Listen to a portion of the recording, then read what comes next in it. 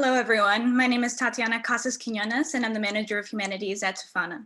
Thank you all for joining us today for another conversation on First Love. I want to welcome our moderator, Alisa Solomon of TFANA's Council of Scholars, and please welcome our panelists, Video Director Eamon Farrell, Lighting Designer Jennifer Tipton, Set and Costume Designer Kaye Voyce, Director JoAnne Akalaitis, and Actor Bill Camp. Thank you all once again, and Alisa, I'll hand this off to you. Okay, thanks, Tatiana, and welcome everyone. It's nice to be here to talk with these extraordinary artists about the beautiful production of First Love, and it's really my honor to moderate the conversation. Excited to be here. So let's start, JoAnne and Bill, just talking about why this text. Here's a short story by Beckett that you admire and are moved by. What drew you to it now, and why did you want to make this piece? I discovered it by accident, just by looking out the window and then turning, seeing a Beckett book, and then opening it. And I remember that I taught it at Bard years ago, and it was all written, scribbled on. And I was very attracted to the story because it's young Beckett. It's not the sort of pure modernist. It's kind of dirty Beckett, naughty Beckett. Mm-hmm. He's misogynist and kind of creepy and selfish and mean-spirited and scatological, and he's sort of like all over the place. And he wrote it when he first started writing in French, which he found liberating. And Bill and I had been talking about Beckett, and I couldn't imagine anyone more suited for this project to tell this story than Bill. And so, Bill, do you want to say something? What resonated for you, Bill? I was unfamiliar with it. I have always had a desire to do more Beckett. The challenge of doing it, and also that JoAnne asked me if I wanted to read with her, just as a kind of investigation of the text itself, just so we could get together, really. And we got together, a couple hours, a couple of days a week for a little while. And it was, it just made us more and more curious. It made me more and more curious and desirous of investigating it more. So it just naturally evolved into, I had more and more of an appetite to want to do it. And then she proposed that we do it for TFANA and talk to Jeffrey. Mm-hmm. Why TFANA? JoAnne, what was... Well, Jeffrey and I worked together actually only once 20 years ago, and it was such a pleasant, supportive situation. And TFANA is a theater run by a man who is curious, active, intellectual, adventurous, brave. And also I knew that I was familiar with the Mad Forest, which Eamon worked on, and from Bard that Ashley Tata directed. And I thought, oh, they know how to do it. And I have a feeling that he'll say yes. So it was the right instinct. Mm-hmm. So obviously you didn't have the option to put this on in a physical theater with a live audience.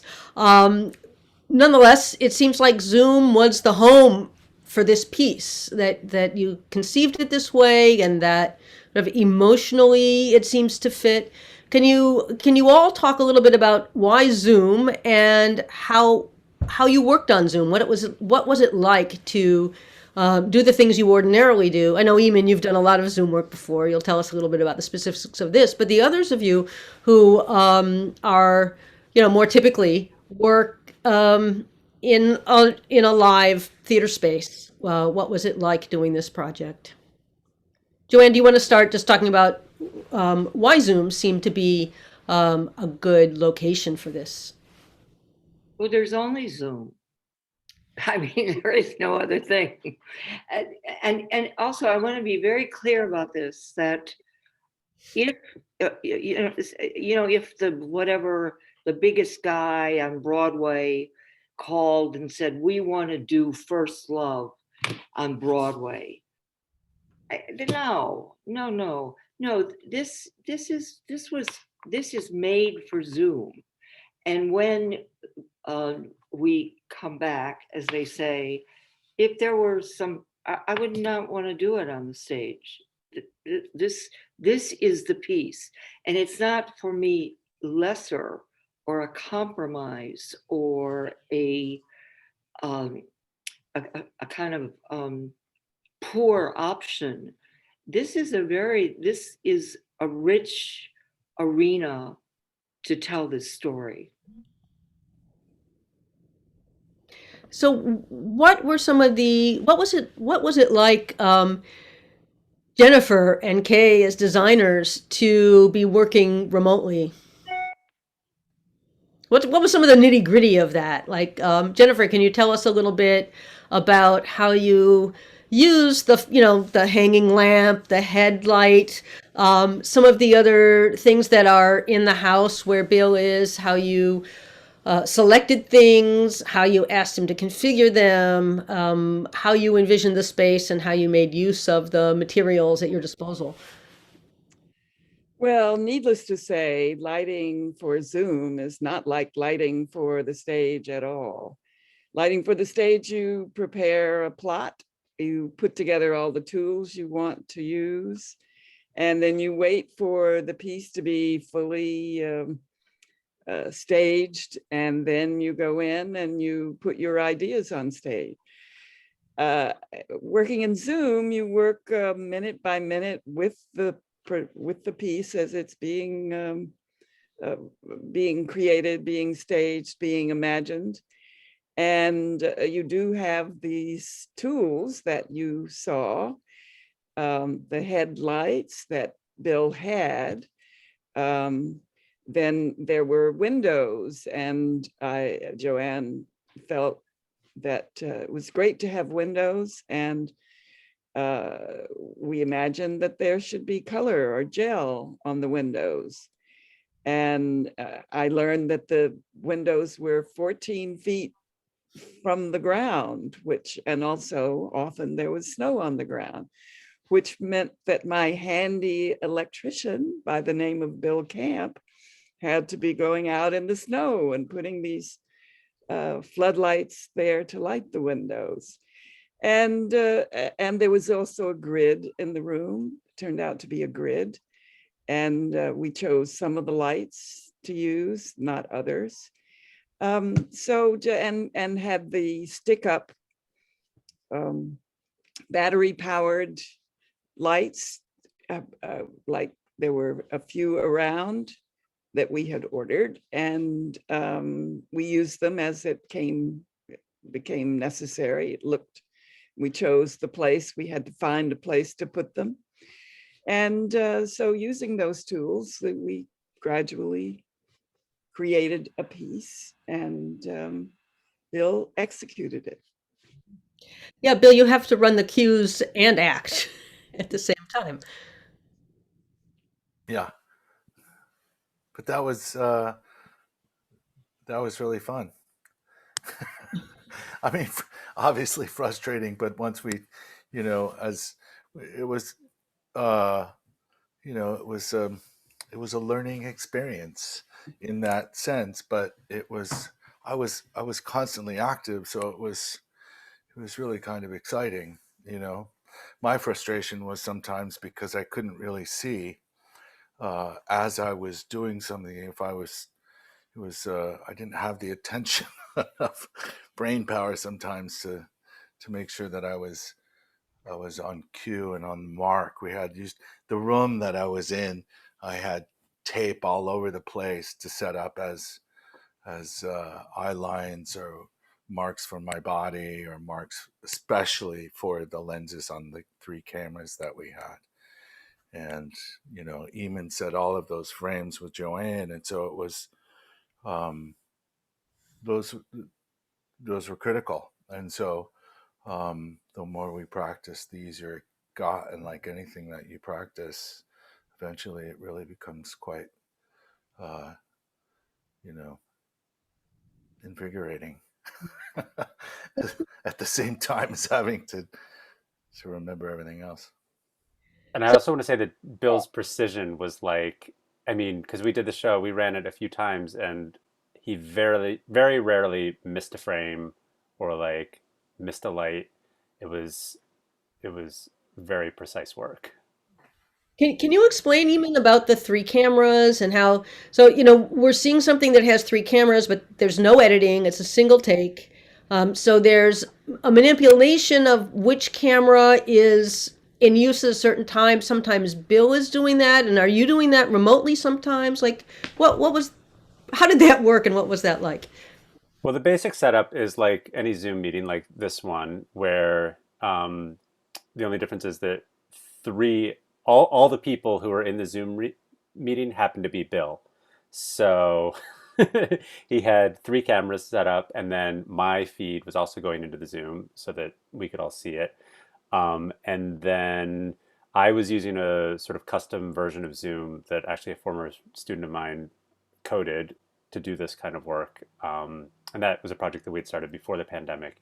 And then I'm hitting the cues, and the cues are making very, very subtle changes in sort of how I deal with the video. My goal is mostly to like even things out, to make it look like it was totally unaffected. But the cues were also switching between the different bills. Those cameras were laptops. Like, Yeah, they were all laptops, 3 like, laptops. and so Bill was, when there's, Bill moves in, moves out, nobody's shooting him. He's shooting himself. Right. And so in those moments when there's close up, like when you're manipulating the furniture, or writing the epitaph, you're doing something to create that close up. Yeah, just tilting the screen face of the laptop. It was just I had to I had to figure out where the top edge of the screen frame was, and I would often just line it up with the bridge of my nose. I can remember Jenny helping me set that once, where I knew that if I had it lined up so it was, that top edge was hitting me right between the eyes and on the top of my nose, that I was pretty safe to do the epitaph. And then other ones were sort of guesses at times because I was on the fly. But I also had the availability to, like, under the table, I would set the laptop down, get under the table, and then get in my position there, and then adjust. If you noticed, I was reaching and adjusting it like this, right? So I was doing that, and I had the advantage of being able to see barely, sometimes like with the furniture. I could see what was happening with my hands and the furniture. And again, it was, it's really fun. Kaye, you should join the conversation. What was it like for you to work on Zoom? Well, it was a new thing. And so I'm sure I was insanely maddening to those watching, who was, the rest of the team, because I would get frustrated with myself, because it was a whole new form of telling a story, right? And so learning anything new in its early stages and even mid stages and even later can be really frustrating, but that's part of it's sort of part of what we do. It's like so much of it is failure, at least for me, is failing and failing and failing, and then maybe it gets a little better. I don't know. What's the quote, JoAnne? There's a Beckett quote, which is sort of, I can't go on. no, it's like fail, fail again, fail better. Fail again, fail better. And And so, one of our favorite people, Garland Wright, yeah, the beloved former artistic director of the Guthrie, I remember him coming into rehearsal and saying, you know, we're here to fail. maybe that's why it's burned in my brain, hearing him say that. What about costumes? Preparing costumes, Kaye, from afar. I mean, dealing with the costume and with the props were kind of the same thing. What was interesting is usually working with JoAnne, like we would try lots of different things. Like she and I would meet and have, you know, fittings or like look at all different kinds of props. And what I thought was interesting in this process is actually, you know, because of availability of things and not wanting to risk going into stores and just trying to keep things streamlined, actually, you know, I would try to find an object or try to find, you know, like one sweater to try, one something, put it in a box, send it to Bill, who's also prop master and wardrobe master on this show. You know, then we'd try it. And as opposed to the usual process, which is, I think, a little bit more, you know, indulgent. We look at things and think about things. It was just kind of like a rougher, simpler way of working, which I actually thought was kind of interesting. But yeah, but very, very different because you really didn't know what it was going to look like until it made it to Bill in Vermont and we saw it on Zoom and we figured out how things worked. And yeah, a really interesting, different kind of process.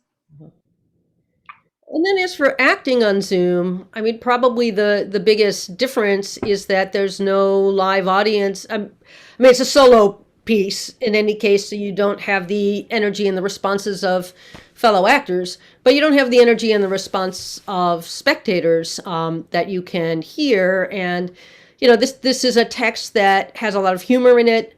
I imagine there would be laughter. I mean, I laughed at certain points watching this a couple of times. How do you cope with that as an actor when it's just, you know, it's just you? I guess because it was it wasn't totally it. It's funny. My wife and I were talking about this today because it was a I wasn't in sort of because it wasn't for a room full of 100 people or something. It was I didn't get sucked into the need of making sure that like the response. I mean, yeah, it would I think hopefully be there would be more time added because of laughs if we were in a room, but because my audience was of one, and not, or maybe one, two, maybe himself, myself, and this other person I chose to speak it to, because I needed to have someone to speak it to, because I needed to focus on a target that was not a green light, and that I needed to express, because clearly he needs to express, otherwise I think he wouldn't have written it in the first place, the character and Beckett. And so I had just that one person and, you know, the character I was playing. And so there was no need to know it was funny because he knew it was funny, you know? So there's something terribly fulfilling and indulgent and, you know, gratifying about having a room full of people laugh. But I knew that wasn't a factor. That was never going to be a factor. So I had to make a choice very specifically as to who that person was, and there was a trust with that person that I was speaking with, that I knew this particular person would find the humor and know it was humorous, because A real person. I just had to say it, in a way, as the guy would say it, without getting Bill in the way of, which I did for a while, because I was my muscle is such that it's like I'm used to a lot of people in front, so I want them to know, and I'm not that good at comedy, so it's like I'll step way over, and I think in terms of the piece, which is the most important thing, like that humor, I think, got across. Uh-huh. But that was because JoAnne was also, from the very go, in the work that we did, was pointing out, the absurdity of some of, hilarity within that absurdity, but also the intelligence that was in the text itself. So it was just there. All I had to do was just open my mouth, make sure the words were right. Is it your sense, Bill, and also JoAnne, that this man is speaking this story for the first time? There's a certain self-consciousness in the writing, like he's aware of it as, he comments on his own, even at the beginning, he says this, about the epitaph, it's not such a great line, but he can be forgiven for it, and other kinds of ways that he's aware of himself as a storyteller. Well, there's not a lot of stuff written about first love in terms of, dramaturgical mining. Right. But, Beckett himself, it was Irish, hated Ireland. And there's that one little thing that I didn't know what to do with, and I thought it would be on the radio. And then we recorded it on the cell phone when he, speaks about the stupidity of Ireland, and, the turd speech. I mean, he just stuck it in there. He hated Ireland so much he had to. But he sticks a lot of things in. But he also comes from a great tradition of storytellers. Mm-hmm. This guy has to tell this story. I always think he's telling it for the first time, and he's telling it to me. Mm-hmm. Me, JoAnne. I don't know, Bill, is he telling it for the first time? I would say, yeah. My immediate response is yeah. Yeah. I mean, the event itself is happening for the first time for him. I mean, that's the choice I made. I didn't believe that there was, this is something he does every other day, or he does, once a month, or what have you. It was, he had a great need to say it, and recite it or read it, and he put together this event. Mm-hmm. Clearly, it meant everything to him in that hour and 15 minutes, and had prepared. And so I think, yes, it was whatever it may be, his message he sent out, or was trying to convey to this person. So yeah, definitely. And he needed to tell it. I mean, he needs to tell it. The first run through we had was 2 hours, and we didn't cut anything. And now I think it comes from Bill's great. It's not he speaks faster. It's just his need to tell the story grew more intense and urgent. Mm-hmm. And so that it found its own music and rhythm, which was, boy, there are more commas in this story. There are more commas, some nutcase can count them. There are a lot.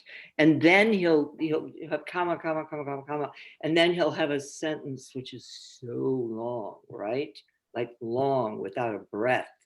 So, like Bill would sort of figure out how to get ready to say this long sentence after comma, comma, comma, comma. So the commas are kind of music. Yeah. There's like a Beckett always himself said, "Oh, it's just rhythm. It's all rhythm." But this has a driving pulse that is rhythmically precise, beautiful, and very, very clear. Can we talk about place a little bit? The space is so beautiful. The way you use it. We talked a little bit about the lighting and the three cameras. Maybe we can talk a little bit more about that from Jennifer and Eamon's point of view here. The doorways, the light, the shafts of light coming through those doors. Bill in that back room, sort of in profile. Just a lot of very composed, beautiful images of the space created in a pretty low tech way.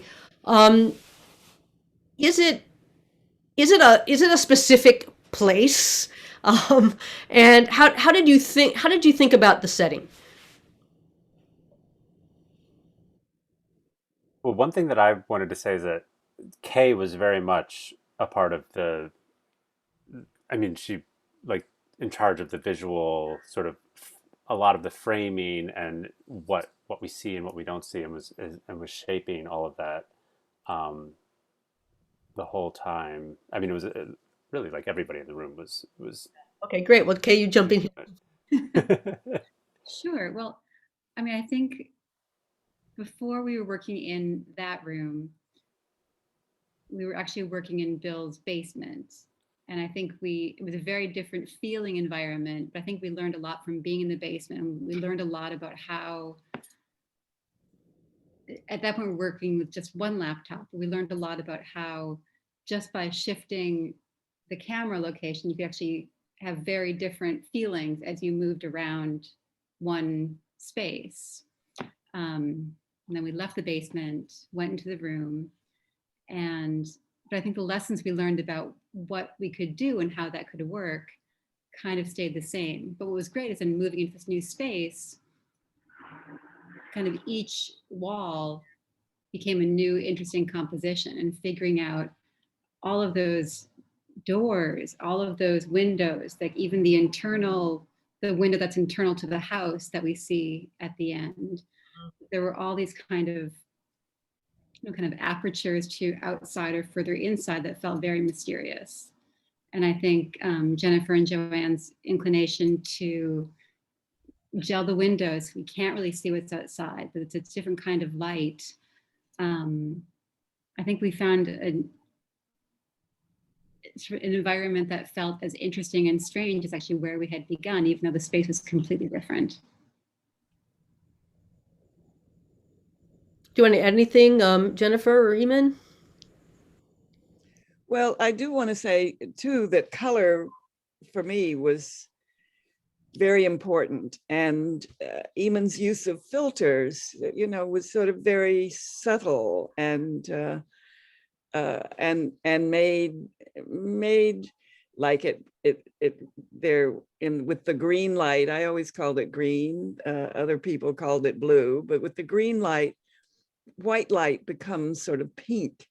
And I think that Eamon in the filtering also sort of picked up on that. And so there was always this sort of odd quality about things. Eamon, anything you'd like to add? Or well, do we want to address, there's that one question about the film lighting being very different from stage lighting in the Q&A answer, and it feels like Jennifer was kind of leading right to that, because it definitely was. I've worked in this medium a lot, but I come from theater. We all come from theater. We're theater people. So, and early on, we did make the decision that we didn't want it to be like film lighting. I mean, we didn't want to like bring in a bunch of like film lighting equipment, and um, and I think that there was definitely like a period when we were figuring that out at the beginning, and then struggling with how to get like light in Bill's eyes, and like how to work with the tools that we had. And then I went away for a week because I had a show of my own company had a show in January, and I came back and it was like they'd figured it all out. Like Jennifer just like, I don't know what happened. It just was like I was like, it all looks amazing. Like there's no, I don't know, it was not a problem anymore. So But another thing that happens is that it's different every time, and Zoom does that. yeah. But I must say, fortunately, what we have now in this recording of it is the best light that there was. So, It was like the God, if something exists, then it has to do with light, some super deity. There's some questions. Can we do that? Yeah, I wanted to say we'll have about 15 minutes left, and there's the Q&A is open if people want to put more questions in. We'll take up some of the ones that are already here. I've tried to incorporate a few of them already. One I'd like to put to you is just we haven't talked much thematically about the material. It's you talked a little bit, JoAnne, about the some of the tone and the carnality and scatological nature and of some of the material and so on. It begins with an association between death, the father's death, and then this sort of complicated and strange love story, and it ends on the note of love.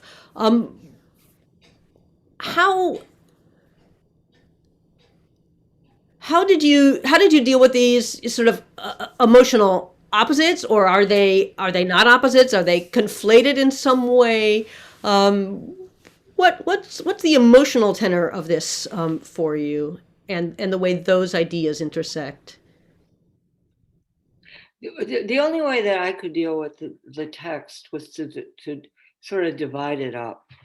I mean, just say like, what is it? We divided it up into 6 parts, and we named the parts. Like, I go to cemetery. That's part 1. Part 2, I meet Lulu. Part 3, I can't remember. What's part 3? I don't. It's got a title. And part 4 is called the aria, where he bounces around the wall, because that is like, that is like Beckett saying, "Fuck you, I'm going to do whatever I want." Where there's the rub, where he uses nouns that are not in the dictionary, and then there's part 4, he goes and lives, in part 5, and so there's 6 parts.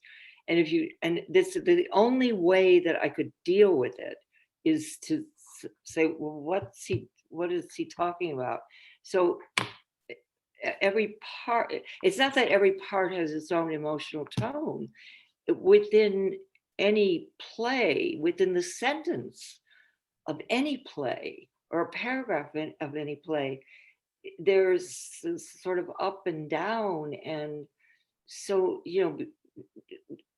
that's why actors are so admirable, because they can find the profound emotion between 2 words. I think I'm not answering your question, but Okay, it's interesting to hear about how you approach the text and the division. I mean, that's how we rehearsed it. We say, okay, we're going to do one, we're going to work on 1 and 2. Then we'll work on 1 and 2. Then we'll run 1 and 2. Mm-hmm. Then we'll work on 3 and 4. Then that's like like a Chekhov play or some Shakespeare play or something. Yeah.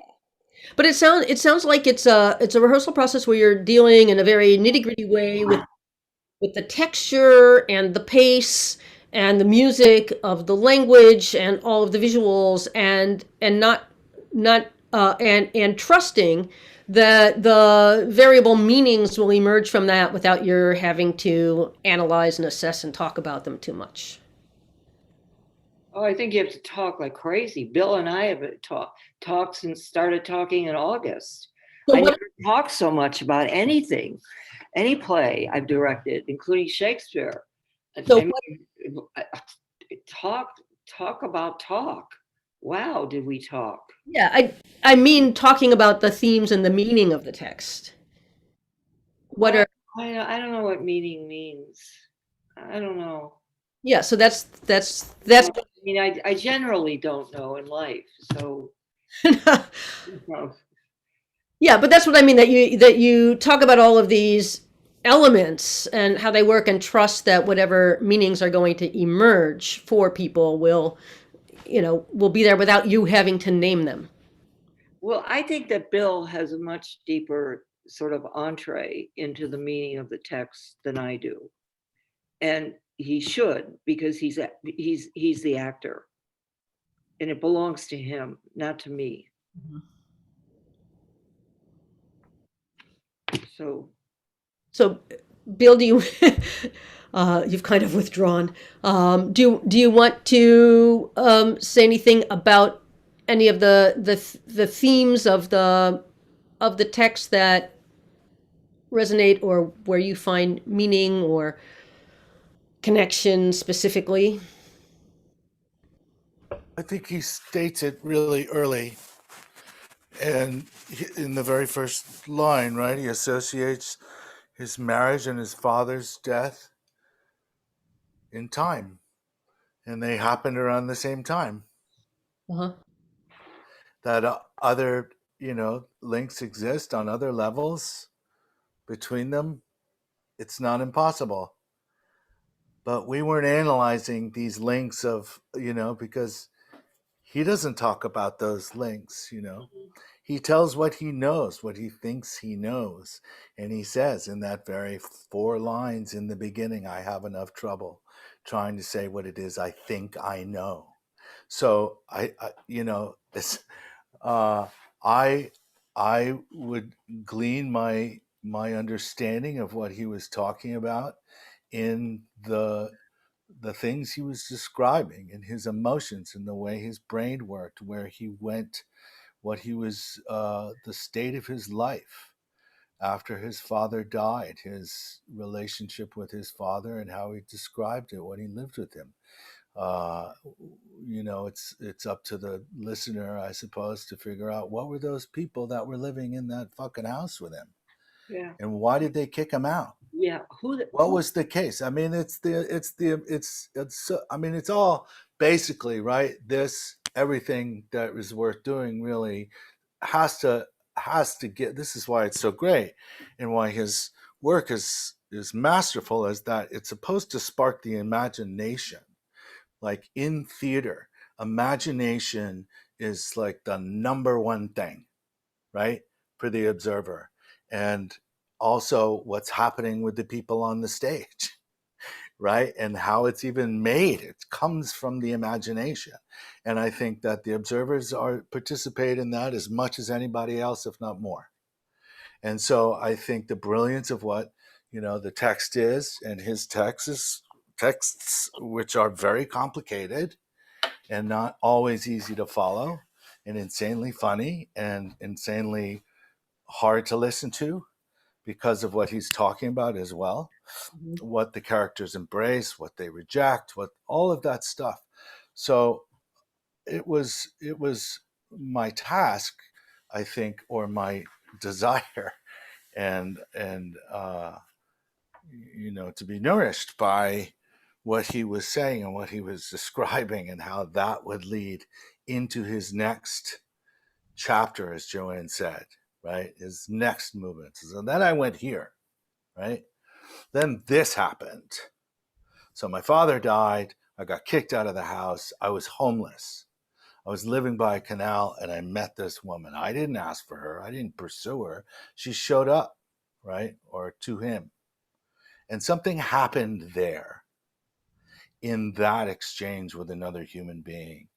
There was something in her that was engaging and that did something and lit something inside of him, probably his imagination. And yet then he talks about the things he really only understands are his own pains. You know, all of his pains, those of his mind, those of his heart, those of his soul, and then of those his physical body, right? And that was where he existed in a state of bliss. Those long submersions, those slow descents, as down steps towards a deep of nothing. And that's where he felt himself. That's where he felt the the supineness of the mind, right, JoAnne? The supineness of the mind. What is that? Well, that's then he goes on the dulling of the self. It's where he experiences nothing. And that's, I don't know. I mean, that was where he wanted to investigate, right? But of course, we have all these other things in the world that are so important, you know, that keep us sort of centered in the world, give us a place in the world. This guy existed in a freaking cowshed and yet was moved so much, and this supineness of the mind was distracted by this feeling he was having for somebody else, this woman that he'd never experienced before, and he was trying to figure it out. Is it platonic love? Is it intellectual love? Is it priapic love? Is it what the, you know, he had this crisis, massive crisis inside of him that then the only way he could resolve it was to find her and see what happened and try and find out the best he could to communicate with her. And then he had this door open, which was she invited him. And for his basic human like needs, he wasn't going to be in the cold any longer. But he knew also she provided a freedom to him, which is a really, it's a fascinating freedom, right? It's really interesting that only in her presence, with her around, being with her, was he actually free to go back down into those nothing, down into those steps, those descents, those submersions, to find the supineness of his mind. But he could only do that when he was with her, because he was free when he was with her to think of something else other than her, because she was there. Yeah, I mean, it's really kind of fascinating, and so, and yet, you know, he asked too much, I guess, and he was not capable of being able to accept the situation in which he was in, because then he experienced something else, which was, what if that baby is mine? That's a different kind of love. You know, even if one feels, that's a different event that happens inside of us when we create something else. That somehow, no matter how complicated that is, right? Even if we think we reject it. And he says in the second, third line to the end, is that those cries of that child, he never escaped. So we're talking now like 25, 30, 40 years later from the fact, right? After the fact, because he was 25 when this happened. He's my age or older, right? Probably older. He can't escape those cries. They will never go away. So he's probably been living in this, you know, has he been able to achieve that sublime, the supineness of the mind again, the dulling, you know, has he been able to do that? I don't know. I don't know. He realizes now they're never going to go away. And so those were the things that I was working on. But it's brilliant last line too, right? Well, whatever, there it is. Yeah. Either you engage in that or you don't. or you have that happen or you don't. So that could be, how wonderful for him, or oh my God, what's he going to go do now? So those were the things that I was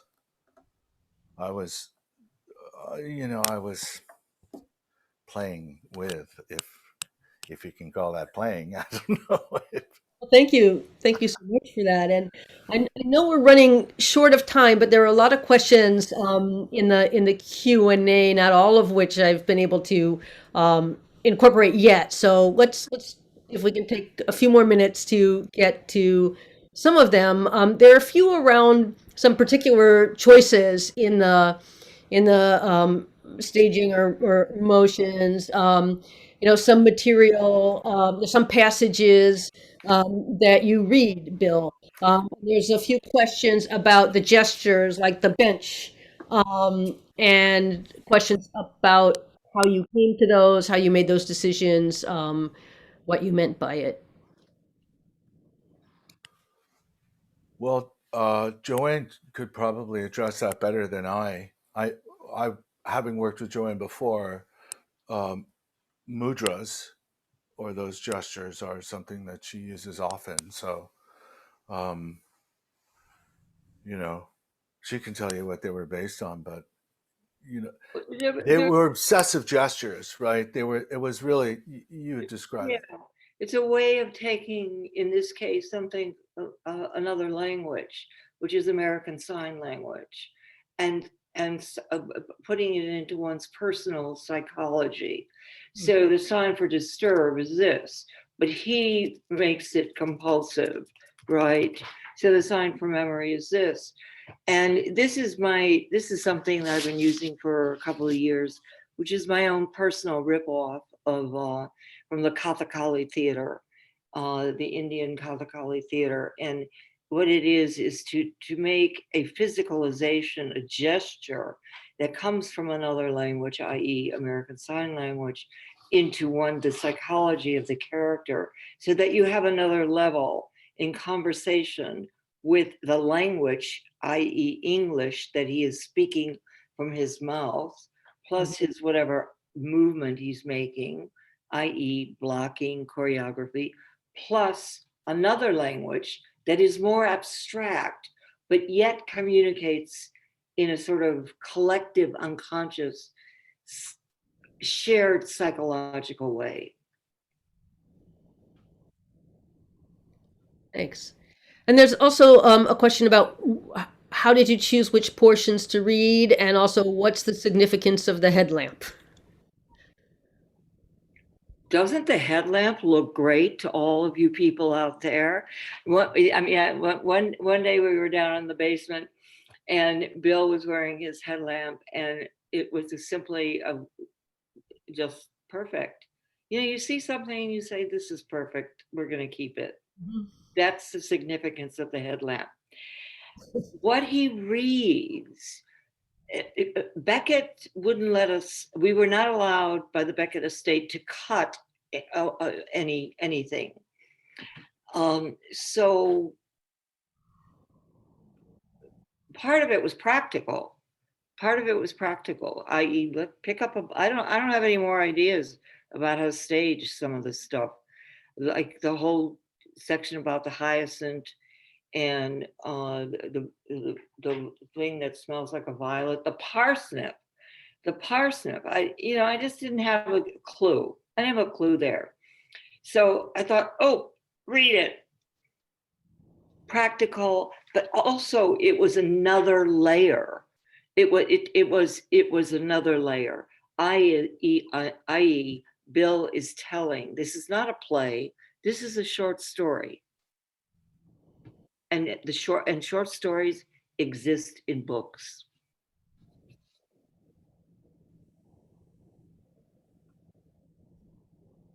It was pretty practical, and it came at the relatively the last minute. Mm-hmm. Let me pull two more questions from here, and then I think we're going to have to call it a night. One is whether you think that there's a response, Beckett was responding in any way to Turgenev's story called First Love. And the questioner reminds us that one of the tramps in Godot is named Vladimir. Is there someone called Vladimir in First Love that I missed? No, in Godot. But I know. sorry. I don't know Turgenev's story, and I can't wait to read it. That's next on my reading list. Do you guys know it? We don't know it. Gee whiz, it's exciting. Exciting. To look at. And lastly, apart from a number of comments, just, praising the beauty and power of the production, about the furniture, the small pieces of furniture, how you came to that and why. Well, it was like the headlamp. It just seemed so obvious. And then Kaye, how did we talk about it? I knew I wanted it, and I didn't know it had to do with partially my own personal history of getting little furniture for my daughter's doll house when she was little, and thinking, who in the world but a crazy person would want to do something like this? But you could say more about the furniture, because you did such a brilliant job of finding it, making it, doing it, especially the pot. Well, something that I always love about working with JoAnne is occasionally she'll say, well, it has to be like, whatever. It has to be this. And at no point will that idea have ever occurred in my brain. So to kind of say, okay, it has to be this thing. Well, what does that mean? What does that look like? How do I deal with this? And usually somehow by like trying to figure out the steps or make it make sense in my own brain to what we're doing, like all of a sudden I agree, like it could only be that. So for me, the tiny furniture was like, it was a weird literalization hand puppet show of the event, but somehow like the change in scale at that point in the event just kind of heightened it in a way, like actually like making everything smaller makes the event bigger. And I guess actually literally it's larger on camera because of the way it works. Mm-hmm. And it's a weird kind of humor too, like it shifting into a different medium that way. Yeah, I call it the children's theater part of First Love. Yeah. And I think JoAnne's also talking too about like set models and model furniture in a way. And so some of it actually is sort of model furniture for my studio, and some of it's, other bits and pieces, and trying to figure out like, should it all be literal? Should it just be some abstract? So it's a funny mix of things ultimately. Yeah. Thinking if there's anything else here. I know we've run over the allotted time, so I think we'll have to leave it at that, but it's an interesting point to end on, in thinking about that idea of scale and one's view, through Zoom, of that bird's eye view in a way that makes it feel like you're getting something in a large scope, when we're also in this very internal experience of that mind that Bill was describing in this work. That's funny, that's devastating, and so beautiful. So thank you all very much for the conversation, Jennifer and Eamon and Kaye and JoAnne and Bill, and most of all, thank you very much for the beautiful production. Thank you. Goodbye, dear Thank people. you. Bye, buddy. Bye. Thank you. Bye. Bye.